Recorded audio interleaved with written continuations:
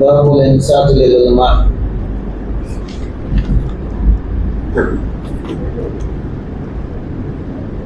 حدثنا إسماعيل قال حدثني أخي عن ابن أبي ذئب عن سعيد المخبري عن أبي هريرة قال حفظت من رسول الله صلى الله عليه وسلم وعيني فأما أحدهما فبشرته وأما الآخر فلو بشرته قطع هذا البلوم.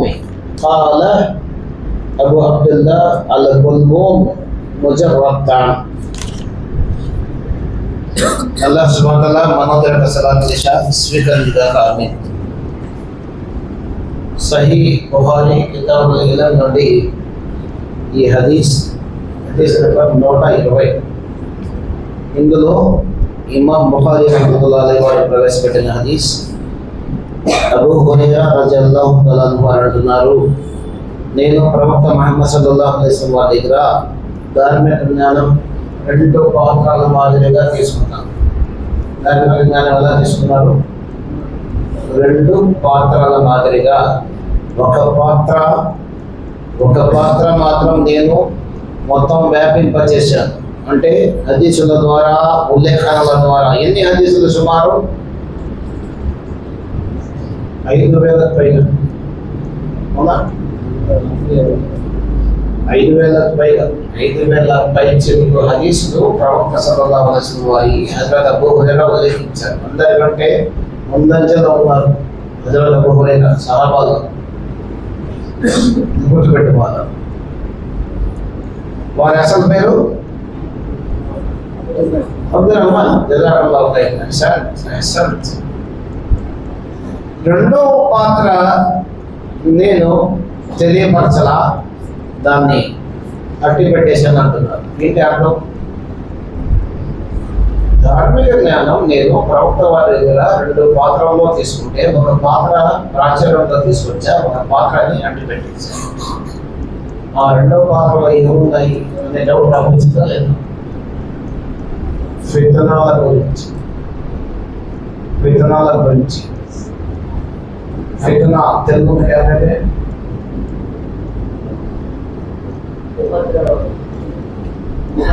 ఉపద్రవం. జజాకల్లాహ్. అనేక ఉపద్రవాల గురించి ప్రవక్త సల్లల్లాహు అలైహి వసల్లం వారు తెలియపరిచారు. ఉపద్రవం అంటే ఏంటి తెలుసా? ఉపద్రవం అంటే దైవ ప్రవక్త సల్లల్లాహు అలైహి వసల్లం దగ్గరికి ఒక స్త్రీ వచ్చి అర్థం చేసుకోవాలి. ఓ ప్రవక్త, ఈరోజు మీరు మా మధ్య జీవించుంటారు, మీకు కూడా మరణం వచ్చిందని చెప్తున్నారు కదా, మరి మీరు మరణించినప్పుడు మా ప్రశ్నలకు సమాధానం ఎవరు చెప్తారు? అదేవిధంగా మా మధ్య ఏదైనా గొడవలు వస్తే తీర్పు ఎవరు చేస్తారు? రెండవ ఒకటేగా దైవప్రవక్త సల్లల్లాహు ముర్రు అలా బాబి అబూ బకర్. అబూ బకర్ యొక్క దర్వాజాని తట్టండి. ఎవరిది? Abu Bakr. నా తర్వాత అబూ బకర్ సిద్దీక్ తర్వాత తట్టండి.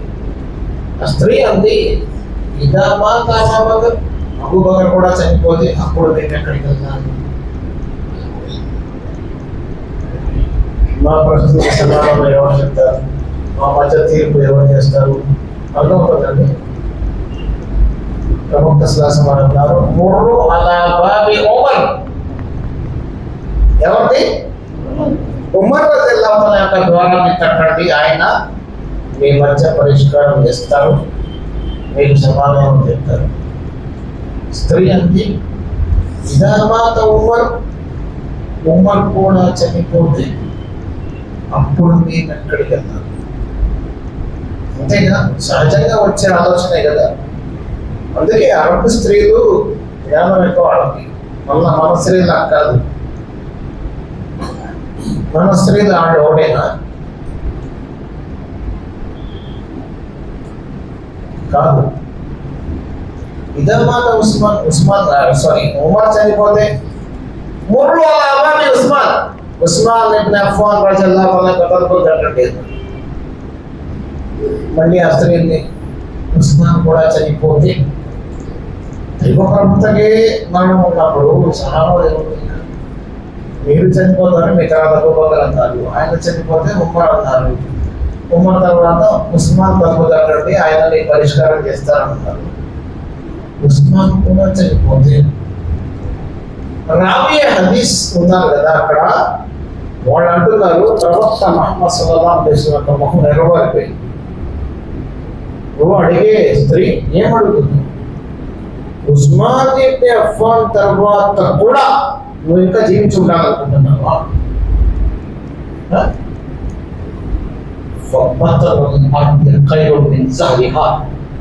ఉస్మాన్ ఇబ్న్ అఫ్ఫాన్ కాలం వచ్చినప్పుడు నువ్వు నేల పైన నడిచే కన్నా ఆ నేల లోపల వెళ్ళిపోవడం మంచిది. అంటే ఏంటప్పుడు ఫితనాల ద్వారాలు తెరవబడతాయి. ఉస్మాన్ ఇబ్న్ అఫ్ఫాన్ కాలంలో ఫితనాల ద్వారాలు తెరవబడతాయి. తెరవబడ్డా లేదా? ఫితనాలు ఒక్కోటి స్టార్ట్ అయినాయా లేదా? అయ్యా చెప్పండి. ఉస్మాన్ ఇబ్న్ అఫ్ఫాన్నే మంచినీళ్ళు కూడా ఇవ్వకుండా, ఆహారం లేకుండా హతమార్చారు లేదా? అమీరుల్ మోమినీన్ స్థానంలో ఉన్న వ్యక్తిని ఎలా సాధ్యమైంది? మీకు తెలుసా? అంతకుల్లో అబూబకర్ సిద్దిక్ రలియల్లాహు అన్హు కుమారుడు కూడా ఉన్నాడు. తెలుసా? ఏ ఉద్దేశంతో వచ్చారు, ఎలా చేశారు, అది పెద్ద విషయం, సబ్జెక్ట్. అది చాలా, దాని గురించి మాట్లాడాలంటే 2 గంటలు కూర్చోవాలి. కానీ ఆ వచ్చి దాడి చేసిన వాళ్ళను అబూబకర్ సిద్దిక్ రలియల్లాహు అన్హు కుమారుడు కూడా ఉన్నారు. ఫితనాల ద్వారా తెరవబడతాయి. అడిగేదా ఏమడుగుతున్నావు అంటే ప్రవక్త వారికి ఆ కాలం గురించి తెలియబడతాడు కదా.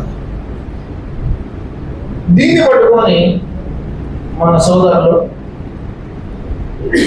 దాని నబీకి వైపు భవిష్యత్తులో ఇలా జరిగిందని చెప్పారు కాబట్టి ఆయనకి గుణమే అయిపోతుంది, అబద్ధ జ్ఞానం ఉంది.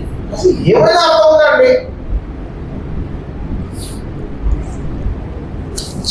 నా చేతిలో ఏముందో మీకు తెలుసా అంటే, నా జేబులో ఏముందో మీకు తెలుసా అంటే ఏమంటారు? దుబాయ్ ఉంటుంది, నాకు ఇక్కడ సీసా ఉంటుంది, నీ జేబులో ఏముంటుంది ఇంకా అంటారు. అది నేను తీసి బయట పెట్టాను అనుకోండి, ఇది భయంకరమైంది. దీన్నే ఏమంటారు? ఇత్తెలా అల్గైబ్. ఇత్తెలా అల్గైబ్. లోపల ఉన్నది తీసి మీకు చూపిస్తే తప్ప మీకు తెలియదు. మీరు ఇత్తెలా అయిపోతారు.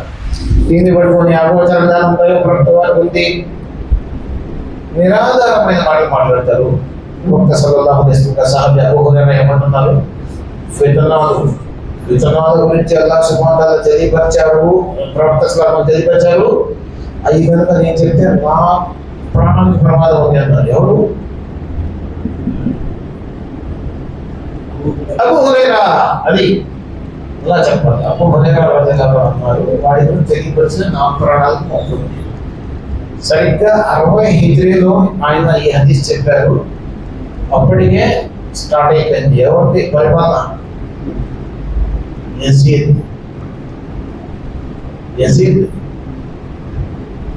యజీద్ గారి పరిపాలన స్టార్ట్ అయిందండి. ఎవరు యజీద్ అంటే?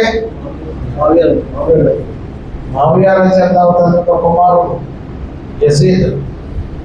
ఆయన కాలంలోనే హజరతే హుస్సేన్ రలియల్లాహు అన్హు వారు షహీద్ కరించబడ్డారు.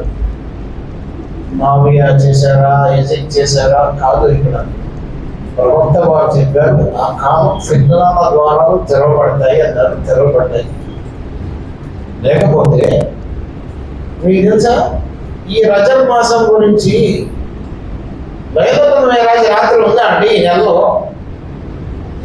దైవప్రవక్త ఎందుకు వచ్చారు? లైలతుల్ మిరాజ్కి ఎందుకు వచ్చారు? ఎవరు కాదంటారు? కాదనేవాడు ముస్లిం కాదు.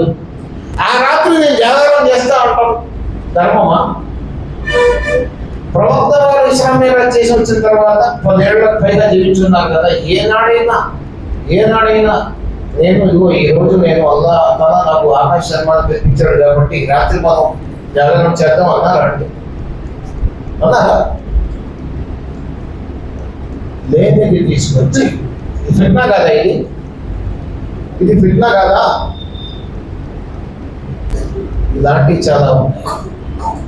అయితే ఇన్షాల్లాహ్ ఈరోజు రాత్రి సోదరులారా రజబ్ నెల మొదలైపోయింది. ఈ రాత్రి నుంచి అల్లాహ్ తాలాతో దుఆ చేస్తున్నాము. ఈ మాసంలో ఎట్టి పరిస్థితుల్లో కూడా ఒక నమాజ్ కూడా మిస్ కాకూడదు. కొన్ని నెలల్లో నమాజ్ మిస్ అయితే ఒక నమాజ్కి బదులు ఒక నమాజ్ పాపమే. ఈ నెల నిషేధిత మాసం. నిషేధిత మాసంలో ఒక నమాజ్ వదిలేస్తే అనేక నమాజులు వదిలేసినంత పాపం. చిన్న పాపం చేస్తే పెద్ద పాపం చేసినంత శిక్ష ఈ నెలలో. నిషేధిత మాసం అంటే అదే అర్థం. ఫలా తజ్లిమూలి అన్ఫుసహిన్నా, మీ ఆత్మను హత్య చేసుకోవాలంటే ఎప్పుడు చేయకూడదు. ఈ నెల అసలు చేయకూడదు అన్నారు ప్రవక్త వారు. ఓకేనా? ఇన్షాల్లాహ్ 5 పూటల నమాజ్ జమాత్ ఆచరిద్దాం. ఎక్కడైనా ఈ మస్జిద్ అయినా. నేను అక్కడెక్కడో చదువుతాను, మీకు కనిపిస్తేనే చదివినంత అని కొందరు అంటున్నారు. మీరు ఎక్కడైనా చదవండి, నమాజ్ ఆచరించండి. నమాజ్ ఆచరించండి. అదేవిధంగా ఇస్రా మేరాజ్ రాత్రి జాగారం లేదు. అయిపోయిన తర్వాత వాళ్ళు ఇలా చేశారు అలా చేశారు అని చెప్పుకోవడం ఉపయోగం లేదు. అవ్వక ముందు వాళ్ళని నివారించాలి. చేయకముందు, జాగారం చేయకముందు మనం ఒక జుమ్మా చెప్పి మన మసీద్కి వచ్చే వాళ్ళకి తెలియపరిచామనుకోండి ఇది లేదు అని. దాని ద్వారా వచ్చిన వాళ్ళు కొంతమంది ఉంటారు. అందరూ అదే దిశలో రాట్లా ఇక్కడికి వెళ్ళని వల్ల అదే సుఖతులు జమాత్ వస్తున్నారు, తబ్లీగ్ వస్తున్నారు, జమాత్ వస్తున్న వాళ్ళు అందరూ వస్తున్నారు. కాబట్టి సమాచారం ఏమండి అని నేను మసీదు వాళ్ళకి కోరుతాను. ఇన్షాల్లాహ్ వచ్చే జమాత్ అల్లాహ్ సుబ్హానహు వ తఆలా ఫిత్నాల నుంచి కాపాడుగాక.